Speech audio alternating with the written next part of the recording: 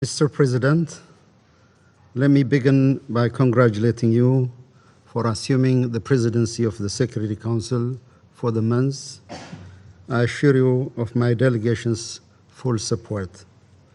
Mr. President, my country, Ethiopia, is undergoing a significant transformation that requires delicate and context-driven handling of its domestic affairs. In our bilateral meetings with members of the Council and the informal dialogue we had last month, we have exchanged views and concerns, all of which the government of Ethiopia approached and acted upon in a constructive manner. This being said, Mr. President, I'm surprised by the rationales of calling for this open meeting. We are fully cognizant of the responsibility of this Council to work towards international peace and security. The very first requisite for this onerous responsibility is to encourage dialogue and prevent escalation through constructive engagement and reinforcement of achievements. This meeting is called at a time when the government of Ethiopia took bold measures and political decisions to meet the needs and well-being of its people affected by the law enforcement operation in Tigray. This measure should have encouraged our friends to give support and de-escalate the unhelpful pressure.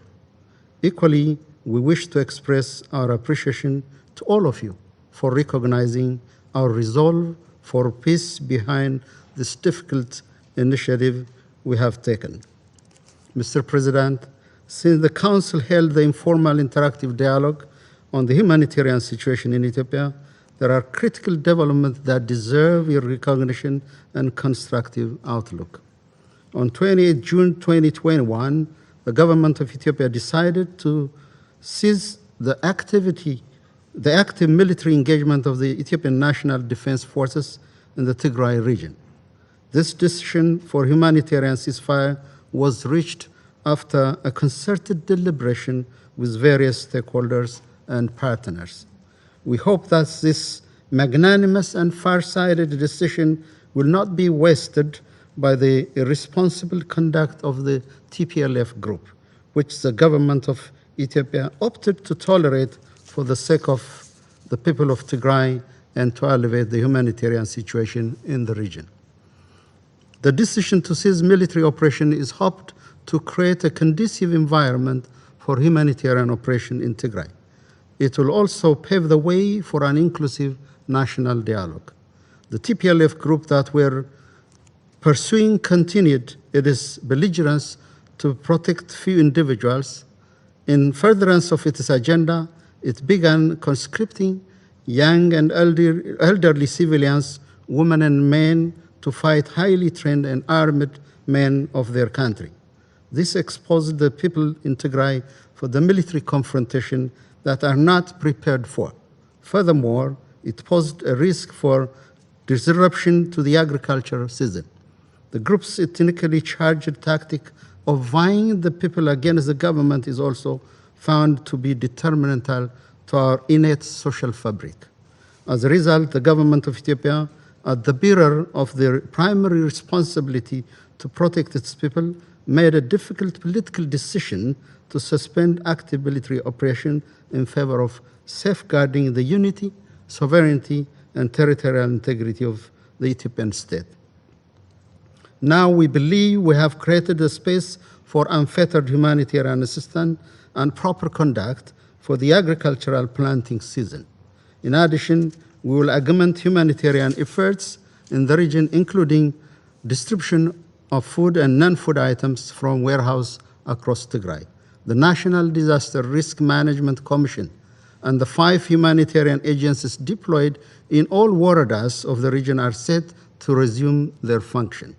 Furthermore, we are in the process of adapting the humanitarian assistance guideline and coordination mechanism to the new development.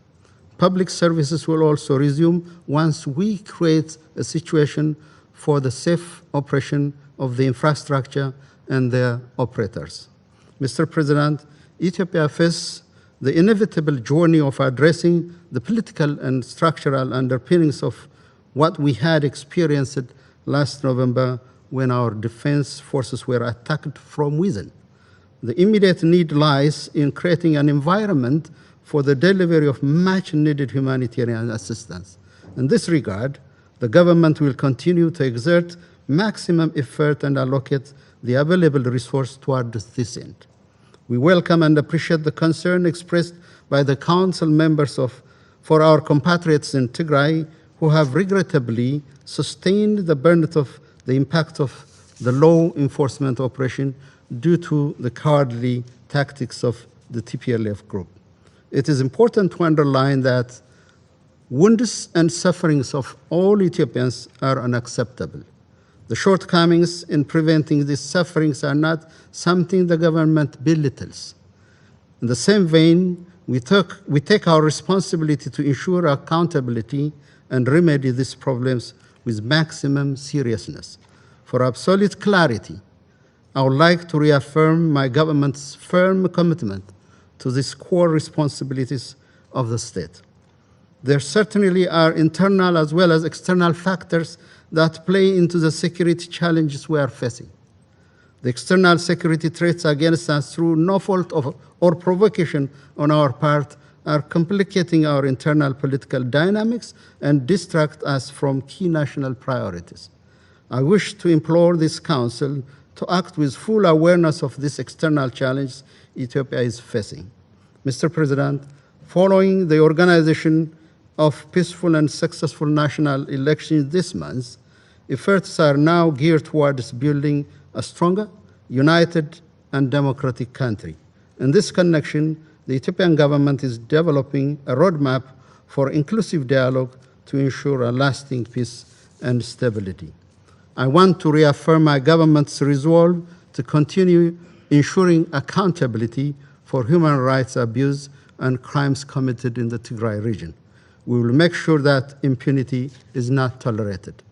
We remain committed to work with all bilateral and multilateral partners through genuine partnership and understanding that the government of Ethiopia is more than capable of overcoming these challenges.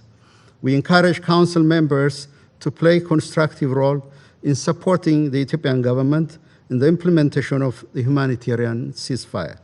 We thank Council members who have welcomed this positive gesture again. In contrast, I would like to make it clear that the political pressure and hasty bilateral coercive measures against Ethiopia are unacceptable and violate basic tenets of international law. Excessive pressures will put this ancient country of 110 million people to the precipice and deep ravine with no possibility of recovery. The people of Ethiopia are indeed watching and should not perceive that our pronouncement is pushing them to the abyss and into the endless political fissure. For Ethiopia, it is a moment of introspection, a genuine revisit of our success and challenges. The main issue is how to heal our wounds. There are uncompleted grievings, mournings, such as the Maikadra massacre by the TPLF youth group, the suffering of the people of Wolkayet and Tagade, who have been evicted from their ancestral land over the last 30 years. So there needs to be proper closure. The political culture of impunity should have closure. We know that what exalts us as a nation is to overcome our own challenges. What would elevate us as a nation is our commitment and the commitment of our people to stand for peace. We might be poor, but we have also hope. We are people with values, cherished ones. For Ethiopia, hope is still alive. In conclusion, I hope Council members will take the situation in my country in the right perspective, understand the magnitude of the challenges we face, and also recognize the important step that we have taken in this regard. What we really need at the moment is the support, understanding, and solidarity of the international community. That's why I want to end by appealing to international partners and friends of our country to continue scaling up humanitarian support to meet humanitarian needs across Ethiopia. I thank Mr. President. Je remercie le représentant de l'Éthiopie de sa déclaration. Il n'y a plus d'oratrice ou d'orateur inscrit sur la liste. La séance est levée.